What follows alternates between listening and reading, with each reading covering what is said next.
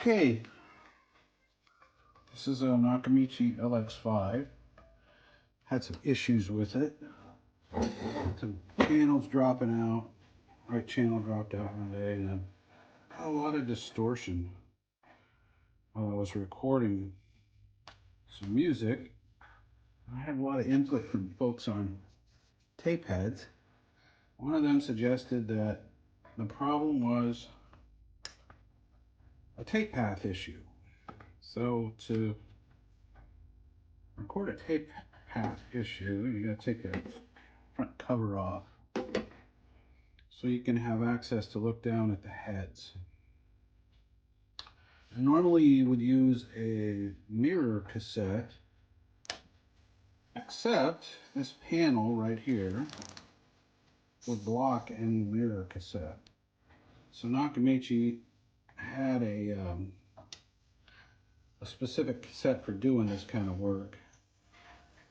Good luck finding one of those, but they showed kind of what it looked like, so I made my own. Cut this piece out, and this piece out of a 30-minute cassette.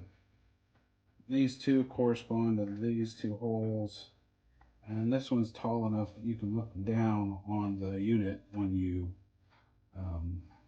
use this thing. So I'm going to put this in here, turn the unit on. I'm going to set up a camera so I can look down in there, and I have an electronic microscope to do that. And I'll get that set up, and then we'll do a couple things on here and see if that does anything for us. Okay, cool.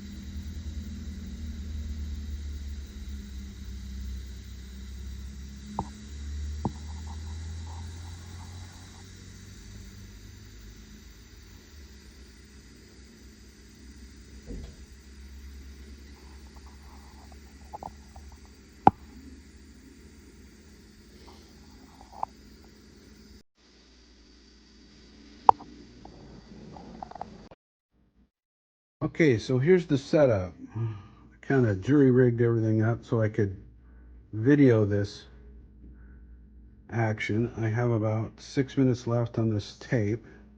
I'm going to hit play. I wound up the right side supply reel. I wound it out a little bit so there's some slack in that tape. And so now I'm going to play the tape and see if there's any ripples or any movement in that tape as it plays.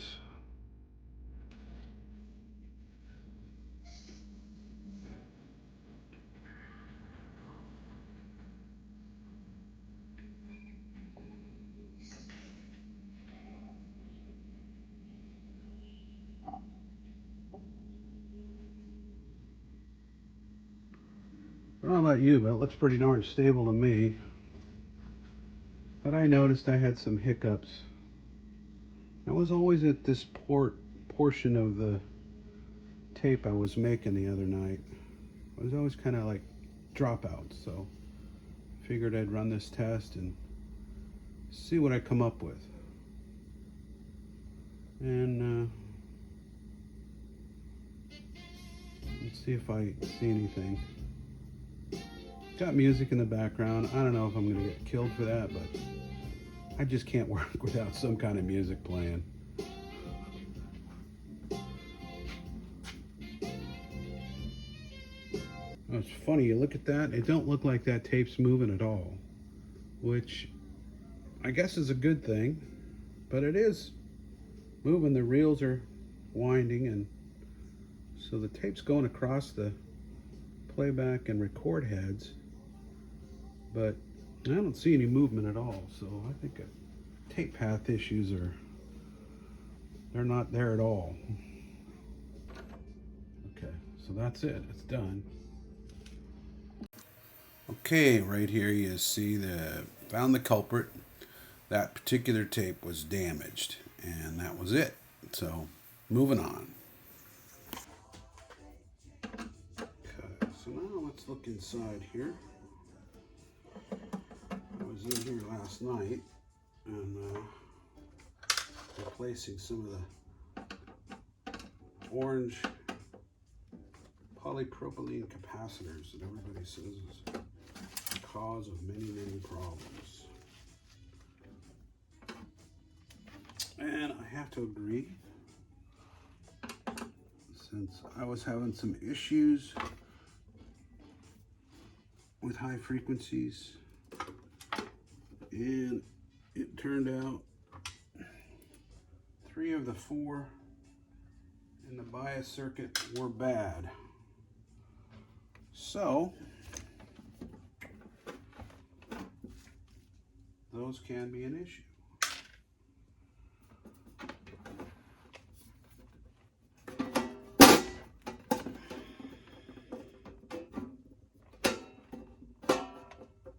This thing tends to be a pain in the ass to take off. I don't know why it's so damn tight, but it is.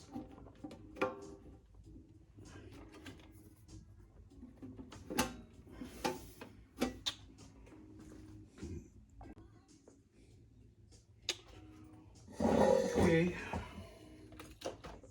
so here's the inside of this thing. And what I did last night, and I probably should have, this was before I had the idea of taking a video of this stuff, was I replaced all of the orange drop capacitors in the bias circuit with some new WEMA capacitors of the same value. And notice those bright red ones that look like little boxes. Those are the new capacitors. Here's the old ones. Of these, the only one that was any good was this big one. That one was okay, but these 3 were bad.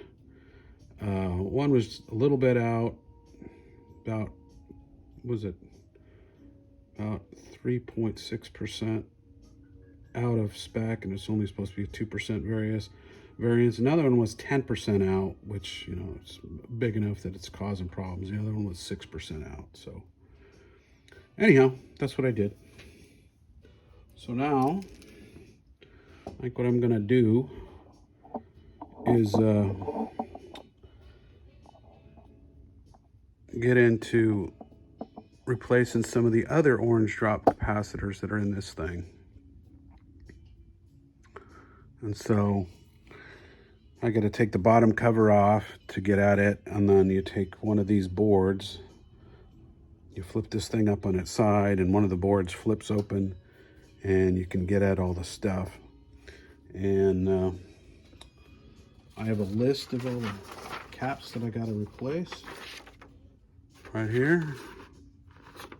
And I have the schematic and the from the service manual, kind of a layout of the boards, and identified where all the capacitors are that I got to replace. So we'll get after that. Okay, I keep saying orange drop capacitor, and it's just really an orange polypropylene capacitor. Orange drop. So here it is. Got the back cover off, and I got the thing up on its side. This is the bottom side of it. So this board here, you take out this screw and these 2 up here, and it flips down. So I'll do that.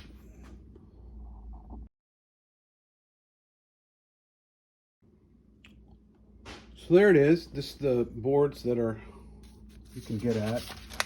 This one here, I believe, is the main board. And this one here is the Dolby board. Although I could be wrong about that. Wouldn't be the first time I'm wrong about anything. And I printed out from the service manual kind of a map of the boards and highlighted where all the offending capacitors are on this board. So now I don't have to like get too confused about where I find this stuff, and then I can take them out, and everything's good. All right, cool. Okay, see those two little orange capacitors right there? That is 128 and 228. Those are on the list to be replaced.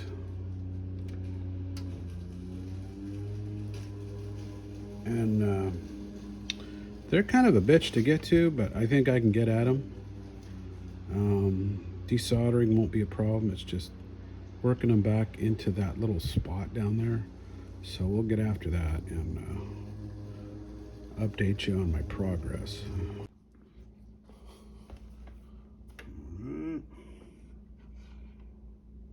228.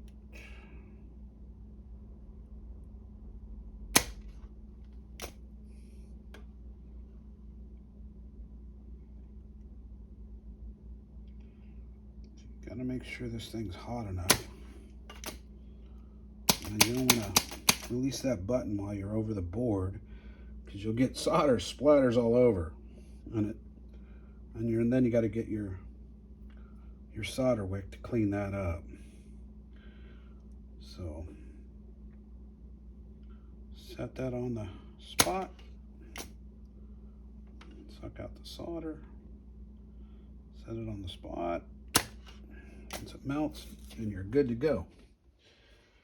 Now, I always unplug this thing when I'm done because it gets hot and there's no way to turn it off. So it's like a regular soldering iron, which I'm not a big fan of, but there it is. It's a good tool. It works. Does what it's got to do. Okay, one thing about that solder sucker, you know, and none of them are 100% perfect, so you got to clean it up with some solder wick and a decent soldering iron. So I'm going to do that now.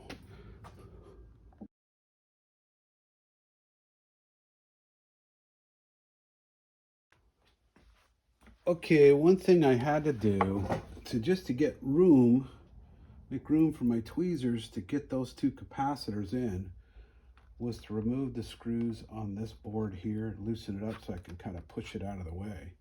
Otherwise, that was just going to be, I don't know, my fingers are too fat for that. But that was one of the things I had to do that, you know, you run into, there's no instructions on it, and it says, hey, you have a problem here. You need to resolve it. So you got to kind of think on your feet as you're doing this. Okay, so there you go. So now we're ready to solder.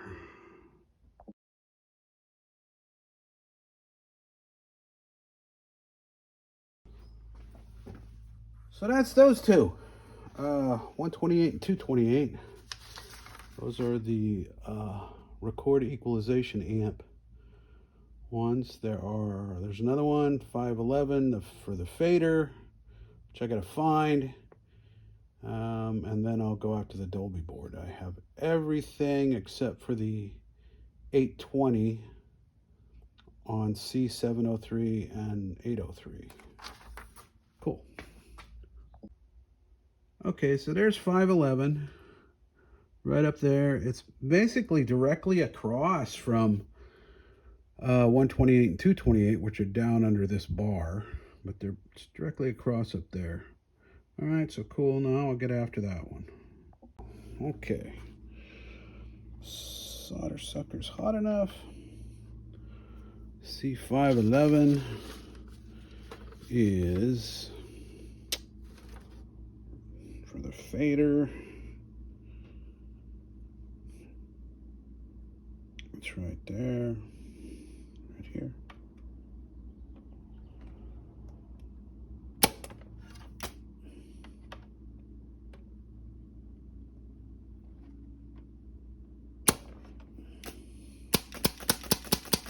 Okay.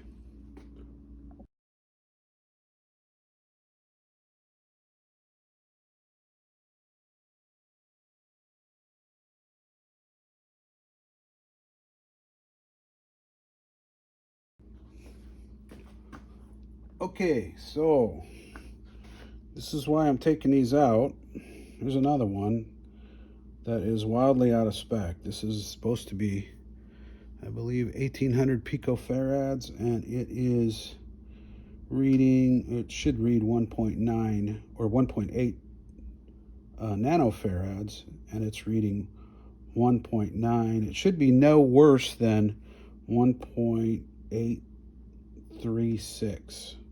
So this one's out, and that's why these got to come out. So cool. So there you go.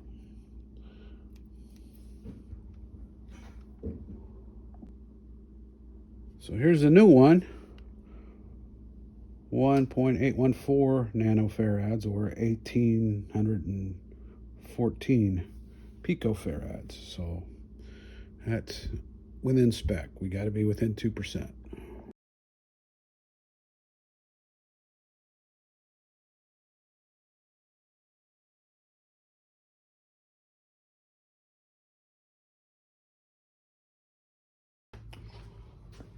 So that finishes off the main board, except for C105 and 205, which are the MPX filter. They're under this plate right here. I'd have to take this off. I'd have to take the faceplate off. And I don't have those capacitors in anyways. They haven't come in yet. They're in my order from DigiKey that's due today sometime, but I'm gonna move on. I'll roll the dice with the MPX filter since it's not crucial to recording. I mean, unless I'm gonna record, was it the Acid Jazz Hour on Fridays from 10 to noon, or 10 to midnight on KXJZ, but oh well. If that comes in, I'll come back and do those. Okay, nearly done here. I'm still waiting on my 820s, but I've got all the 033 and the 1800 picofarad capacitors done. I went and checked all the ones I took out to see which ones are out of spec, just to say, well, you know, was this worth doing or not? And these are all the ones I marked with a black mark that were out of spec. These two right here were only slightly out of spec. All the rest were majorly out of specification. So here's all the new ones. Here, here, here, here, here, here, here. There's the two down in here, you know, and there's the one up there. I have, I think, 4 more to put in, but other than that, it's pretty much done. I mean, the 4 that I got left to do, one is the MPX filter, and the other is 2 of the ones in the Dolby board, 820. What are those, 820 picofarad, I think, and but they're 5% tolerance, so I'm not too worried about those. They might come in today. If not, they'll come in Monday, and I can finish this off. But I'm still going to test it just to see how it runs with the new capacitors. See if I get any better sound out of it. Although it sounds pretty good. It sounded pretty good the way it was. So, well, there you go. Tools you need: nice nippers, a good plastic probe. It helps take the tabs on the capacitors, takes these little things and helps bend them straight, push them around, or with your fingernail, but this is a little better, and then you can poke it through the hole on the capacitor. Some hemostats are good for holding on to the lead when you snip it off. Some nice tweezers are good for, you know, working some of these in, some of these tight spots. You know, they're some of these spots they're pretty hard to get to. You know, you want to, oh, I want to get this one in here, but there's all these wires and so forth in the way, these chips, and so it's a little hard to work those in with your fingers, especially you got fingers like me. So these are real good to have. A good soldering iron that you can turn on and off and adjust, and a good solder sucker. good to have.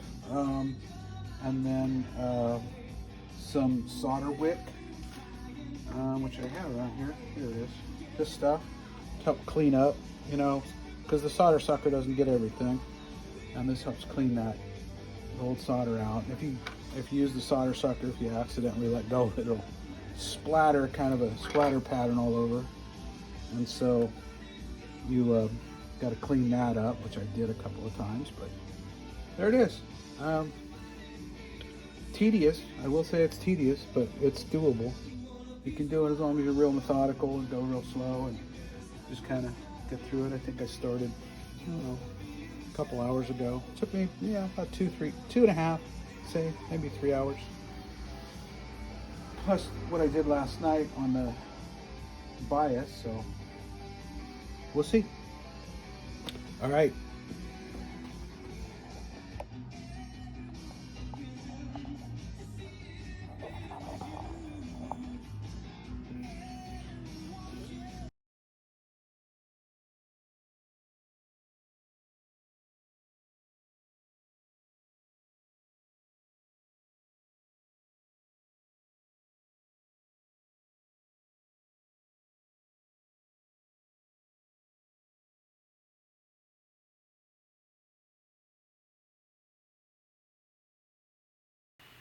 Okay, now it's all back together, so let's give it a test run.